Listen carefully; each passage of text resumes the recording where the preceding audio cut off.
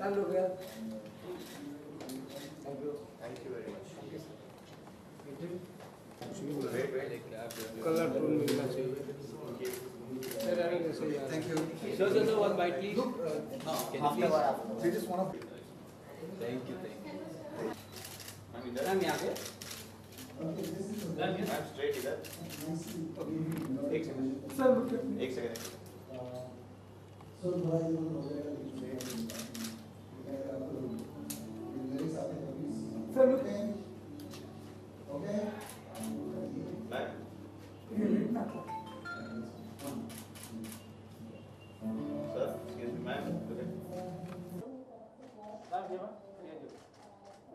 Look. Yes. Ma'am straight here ma'am इधर ma'am Excuse me here. Ma'am इधर एक ma'am yes. Just start from here. मैम थोड़ा सा Ma'am, start from here. Excuse me. Ma'am, start from here. Here.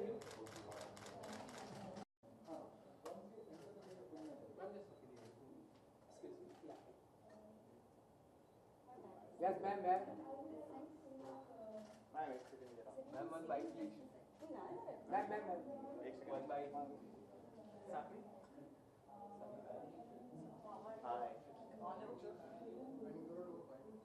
Hi Both of you right? यहाँ पे. Straight Yes, ma'am. Straight where? So much of history. Yes. Ma'am यार ma'am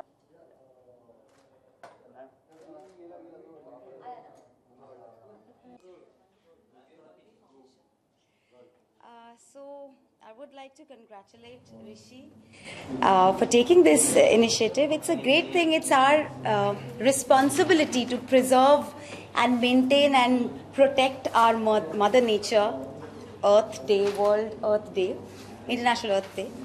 So it's a great thing, and all the best. I hope this continues and we become more aware and we start doing our bit to preserve the nature and the earth, basically. Thank you. Yeah. Well, it's a wonderful initiative by Hallway. I congratulate them. And yeah, of course, it's International Earth Day, so we should preserve Mother Nature and be a little kind to the animals, save them. That's it. Thank you. Yes, I'm very glad and very happy to be being a part of this prestigious event and able to celebrate Earth Day with everyone out here. And I would like to pass a message to everyone to make this planet a better planet for us, and hope we have a healthy and a bright future ahead. Thank you so much. Thank you.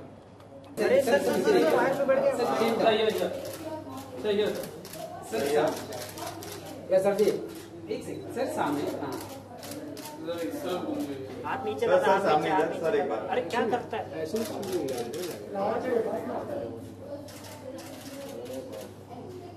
Sir एक bite movement लाखो दिया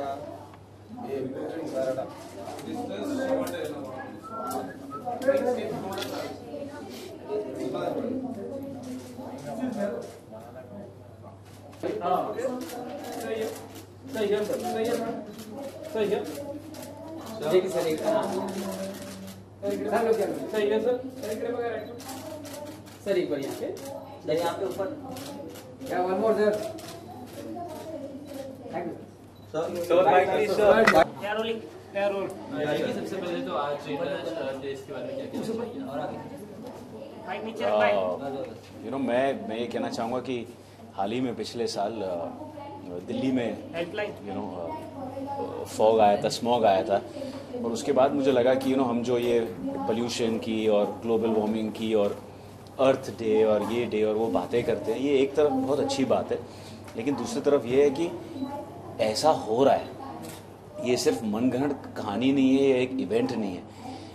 इसीलिए मैं आज आया हूँ इधर कि मुझे भी नहीं मालूम कि हमको क्या करना चाहिए, बिकॉज एक तरफ एज ह्यूमन बीइंग्स हमें लगता है कि हमें टेक्नोलॉजी चाहिए, हमें गाड़ियों में घूमना है, पेट्रोल के बगैर गाड़ी चलती नहीं है।